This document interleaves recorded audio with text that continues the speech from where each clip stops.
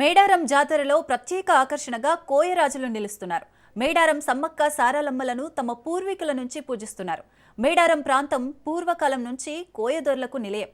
ప్రతి జాతర సమయంలో సమ్మక్క సారాలమ్మలకు ప్రత్యేక పూజలు నిర్వహించి చిలకలగుట్ట, మేడారం అడవి ప్రాంతాల నుండి పలు రకాల చెట్ల బెరడు, వనమూలికలు సేకరించి జాతరలో విక్రయిస్తారు. సమ్మక్క సారాలమ్మలను నమ్మి కొలిచిన భక్తులకు కోయదొరలు నమ్మకంగా నిలుస్తున్నారు. మేడారంలోని కోయదొరతో మా ప్రతినిధి Chandrashekar face to face. Saralamma మహా జాతర 2 ఏళ్ళకు ఒకసారి జరిగే ఓ అద్భుతమైన జాతర. కోట్లాది మంది భక్తులు తల్లుల దర్శనం కోసం వస్తారు. దర్శనమే కాదు, కుటుంబ సమేతంగా కూడా జాతర ప్రాంగణంలో తిరిగి ఎన్నో మధురానుభూతులు పొందుతారు.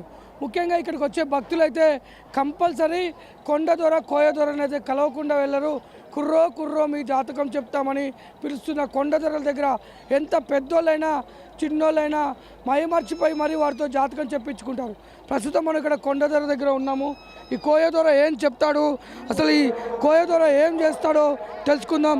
చెప్పండి, కోయదొర ఎక్కడి నుంచి వచ్చిండ్రు? అక్కడ మాది వెమలవాడ, రాజన్న సిరిసిల్ల జిల్లా నుంచి వచ్చినాం. చెట్లు వనమూలికలు అమ్ముతాం, వనమూలికలు అమ్ముతాం. ఇన్న కాళ్ళ నొప్పులకు, కీళ్ళ నొప్పులకు, పానం మంచి వాళ్ళకు, ఇన్నవా మోతనం పోయిన వాళ్ళకు, ఆరోగ్యం మంచి వస్తువుల పాలైన వాళ్ళకు మంచి గిరేట్ ఇస్తున్నాం. మంచిగా ఇస్తున్నది వాళ్ళకు. దేవుని దయ వల్ల, సమ్మక్క దయ వల్ల మంచిగా ఇస్తున్నది. వాళ్ళు కూడా వస్తుండ్రు, కట్నాలు కానికలు పెడుతున్నారు. 2 ఏళ్ళ గోపాలు అవుతుంది.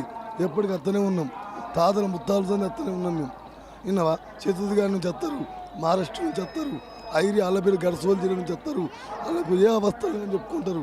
వాళ్ళకు ఏ యంత్రం కడతాం మంచిగా అవుతుంది, కట్టం తెచ్చి పెట్టిపోతారు.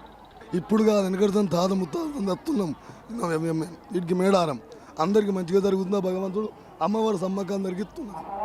అంటే డబ్బులు ఎలా తీసుకుంటారు వాళ్ళ దగ్గర చెప్పినందుకు? ఇచ్చోళ్ళు 20 ఇస్తారు, 30 ఇస్తారు, 50 ఇస్తారు. ప్రేమింటే 100 ఇస్తారు, ఏ యంత్రం పెడితే 100 ఇస్తారు, 150 ఇస్తారు, 200 ఇస్తారు.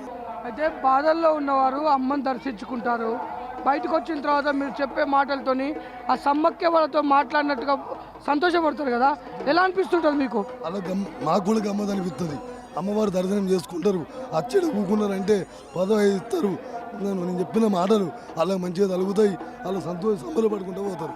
జాతకం తీస్తాను కదా, దాంతో చూస్తారు కదా వాళ్ళది, అది మీకు ఎలా చెప్తారంటే మీకు అది చూసుకుంటూనే మీకు ప్రేరేపిస్తారా, లేదంటే అక్కడ రాసి ఉంటుందా? రాసి ఉంటుంది. అది ఇప్పుడు కాదు, వెనకడదాన్ని తెలగందల మఠం బావాది అంటే దాని మీద ఉన్నది అన్నది, రాసి ఉన్నది. వాళ్ళకి మంచి ఏది చెప్పినా కానీ మంచిగా జరుగుతుంది.